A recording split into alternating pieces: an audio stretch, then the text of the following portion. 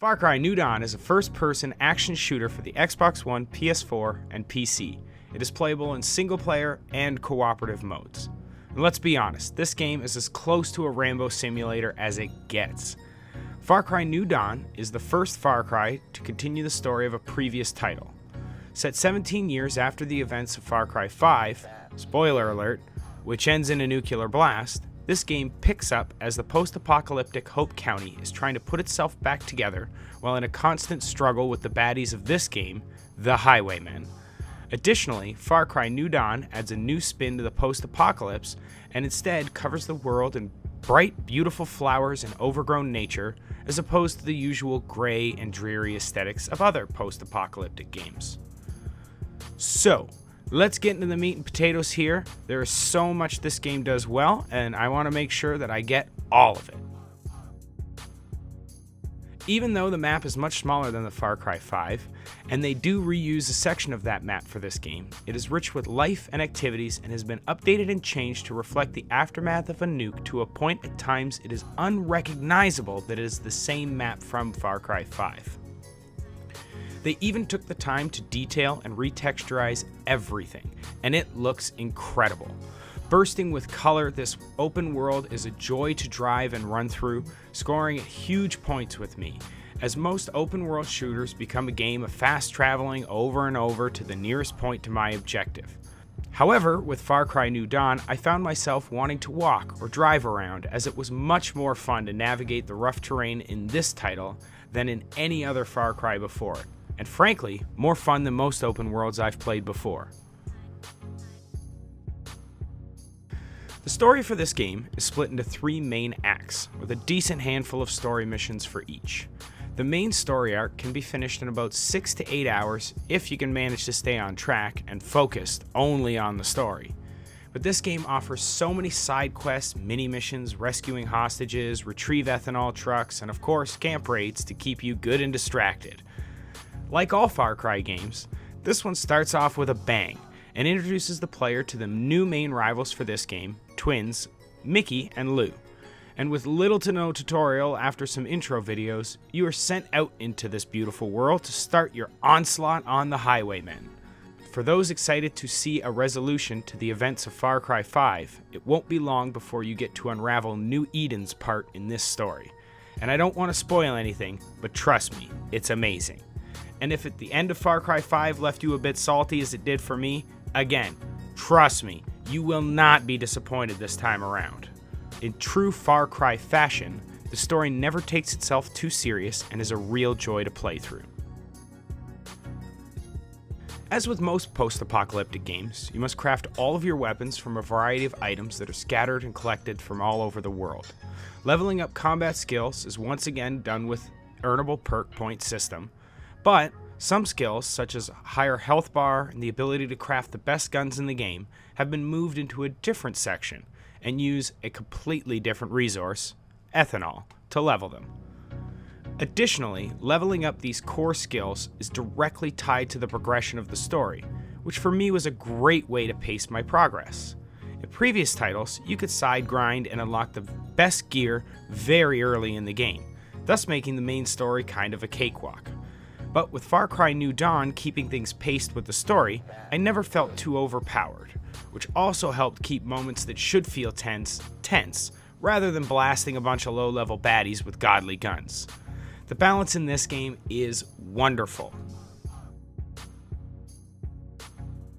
In case the story wasn't enough, Far Cry New Dawn has a ton more to offer. As I mentioned before, there's a ton of side things to do. I mean, so much so that my first playthrough of the story took almost 20 plus hours, purely because I was just easily sidetracked by these enjoyable side missions, camp assaults, and expeditions.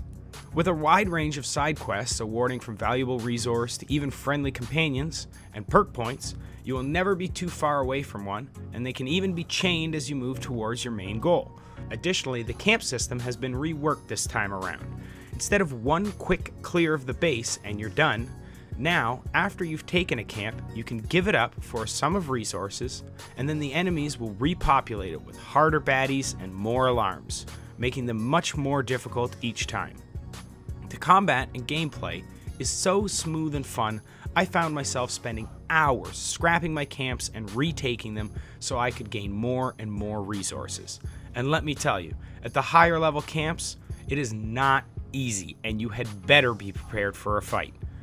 But the feeling you get after John Ramboing your way through a camp by way of stealth knife kills or outright machine gun fire is so enjoyable and can feel like a real accomplishment knocking off a high-level camp with no alarms.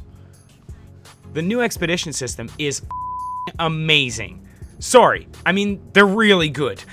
Expeditions have become unlocked once you've rescued Roger and can be played solo or in co-op. And they are completely optional side missions that whisk you off to a wide range of different locations, from an aircraft carrier to Alcatraz to an amusement park. Each expedition has the same objective: capture a supply bag tagged with a GPS, causing endless enemies to hunt you down, and then head for an extraction point and hold it down till your ride arrives. These make for some very epic moments, reminiscent of your favorite action movies. Similar to the camps, each time you complete an expedition, they will increase in difficulty and reward, as well as change the location of the package and extraction locations so that it's a new experience with each run-through. With 7 expeditions and 3 difficulty levels each, you have no shortage of exciting gameplay. Honestly, these are so much fun, they're worth the purchase of this game on their own. Far Cry New Dawn reuses almost everything from the previous game. However, the amazing thing is that nothing feels like a direct port over. Every little piece taken from Far Cry 5 has had some work done to it, retexturizing the landscape, buildings, and guns. And I really want to bring attention to the changes made to the medkit and explosives crafting menus. They have made the system near flawless. Moving these items off the main wheel and onto their own screen section has made crafting these items and navigating the craft menu in the midst of a big gunfight smooth and seamless. I know it's a small feature, but for those who have played previous games, once you've played New Dawn, you will quickly see just how much better this new format is.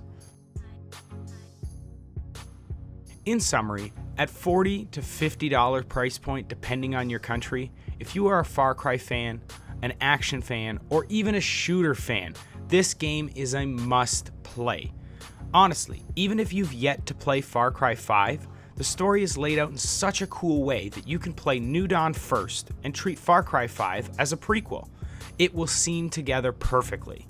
From a sweet soundtrack to the cool fights and all of the new additions, this hands down is my favorite in the series. And again, at this price point, you can't beat it. I mean, we've all paid way more for way less. The team at Ubisoft Montreal have really outdone themselves on this one, and I can't say enough good things about this game. Seriously, if you are a fan of this genre, then this game is for you. If I had to make any complaints at all, it would be that there is still some work to do on the AI companions, as more often than not, when you're trying to be stealthy, your AI friend will make a far from optimal move and bring the entire camp's attention onto your location. I mean, other than that and a few minor bugs and glitches, nothing game breaking, this game couldn't be a better value on day one launch. And that's why I give Far Cry New Dawn a score of 92 out of 100.